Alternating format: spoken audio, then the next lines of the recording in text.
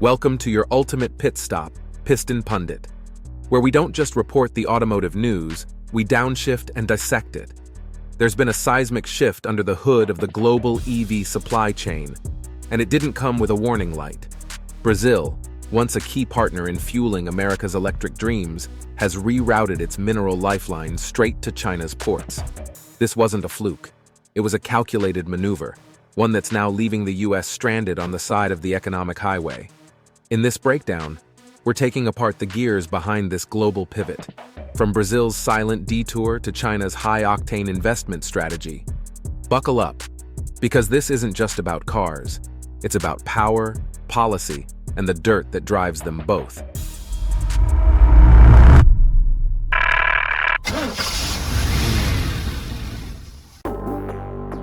Brazil's quiet pivot, the EV mineral detour no one saw coming. It didn't start with headlines. It started with ships quietly changing course. Brazil, once a steady supplier of EV minerals to the US, began rerouting shipments of lithium, nickel, and rare earths straight to China. What looked like a subtle shift turned into a full-blown supply chain shock. This wasn't random. China had been laying the groundwork for years, building trust, investing in infrastructure, and locking in long-term contracts. By the time the US caught on, Brazil's mineral exports were fueling China's EV factories at full speed. Brazil's Lithium Valley now powers Chinese gigafactories, while nickel once bound for Detroit ends up in Shenzhen. The shift wasn't just about better prices, it was about reliability. China offered faster ports, fewer restrictions, and guaranteed volume.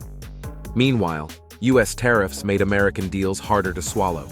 As billion-dollar agreements took shape, Brazil reoriented its trade priorities.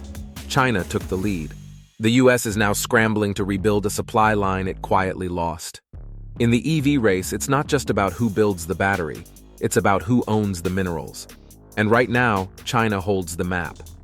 And that scramble wasn't just sparked by lost deals, it was fueled by the unintended consequences of America's own trade decisions. Tariffs gone wrong. How the US triggered its own supply chain crisis. In an effort to shield American industry, the US slapped steep tariffs on imports, including minerals from Brazil. But instead of boosting domestic output, it backfired. The result? Brazil pivoted to China, and America's EV sector was left spinning its wheels. US automakers rely heavily on imported lithium and nickel. The tariffs made Brazilian minerals too costly, while homegrown mining projects were years away from delivering. Processing facilities were scarce, and the supply chain buckled under pressure. China, sensing opportunity, stepped in fast, offering Brazil better terms, no tariffs, and infrastructure investment. Exports to China surged, while US buyers were priced out. Automakers like Tesla, GM, and Ford felt the crunch. EV production slowed, costs rose, and job cuts rippled across Michigan, Ohio, and Georgia. To make matters worse, China didn't just secure the minerals, it gained pricing power. With Brazil in its corner, it could sway global costs, making Western competition even tougher. The painful irony? A policy meant to protect US industry ended up weakening it. Without a backup strategy, economic protectionism turned into a self-inflicted supply chain wound. Before we delve deeper, do us a favor. Smash that like and subscribe button. It keeps the engines running here at Piston Pundit and helps us reach more gearheads across the globe. Now let's pop the hood on China's full-throttle strategy, one that didn't wait for the West to catch up. The Dragon's Blueprint: how China built an EV empire with Brazilian soil. While the US tangled itself in tariff debates, China was executing a master plan, one that put Brazil at the center of its EV empire. Since 2018, Beijing has poured billions into Brazil's lithium mines, freight rails, port upgrades, and refining infrastructure. These weren't scattered investments. They were surgical strikes to secure control over the EV mineral pipeline. The crown jewel? BYD's direct access to Brazil's Lithium Valley. No middlemen, no delays, just seamless extraction, refinement, and battery production within a vertically integrated loop. Chinese ports now move Brazilian minerals faster and in bulk, boosting output while trimming costs. But minerals are just part of the story. China and Brazil now trade in yuan and real, bypassing the US dollar and avoiding financial red tape. This tighter economic bond is also winning political favor, as Chinese capital funds everything from roads to schools in Brazil. With this strategy, China isn't just securing resources, it's setting the global price and pace of EV manufacturing. While the West debated policies, China quietly built the backbone of tomorrow's electric economy, and it's already humming at full charge. But with all this growth, another storm brews, one that's turning green gains into environmental losses. Green at a cost, Brazil's environmental trade-off. Behind Brazil's economic surge lies a growing ecological toll, one measured in clear-cut forests and rising emissions. As China's appetite for lithium, nickel, beef, and soy grows, Brazil's Amazon and Cerrado regions are feeling the strain. Rising exports mean rising deforestation. Studies reveal that nearly 90% of Amazon deforestation is linked to cattle pasture expansion, even if only a fraction of beef is shipped directly to China. Increased demand drives up domestic prices, fueling illegal land clearing to meet both local and foreign markets. Mining adds another layer of stress. New projects often border indigenous or protected lands, and the roads they bring open gateways for logging and land grabs. In states like Para and Mato Grosso, satellite images now show barren landscapes where forests once stood. While Brazil has introduced sustainability programs, enforcement is spotty.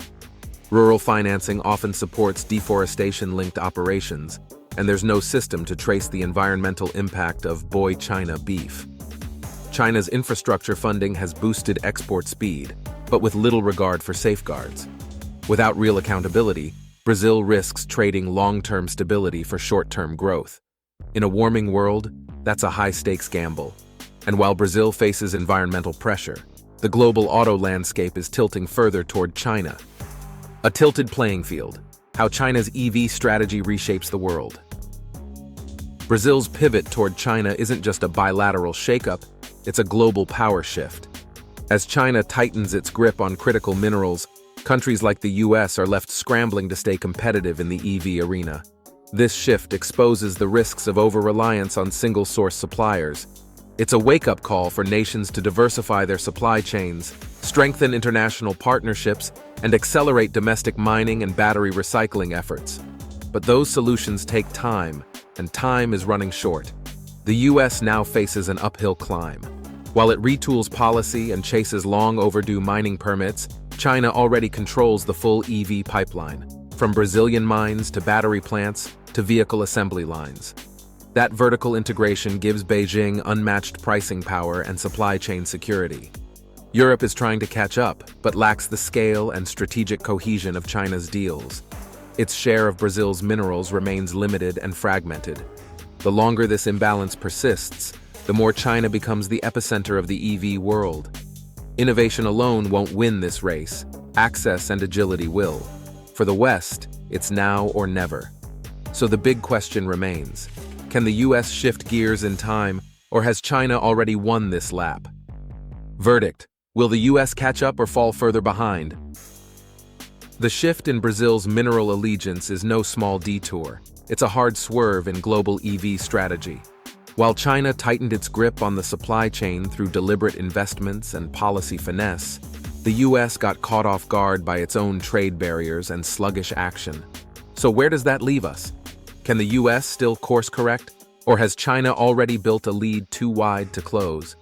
Will Brazil's environmental gamble come back to haunt its economic momentum?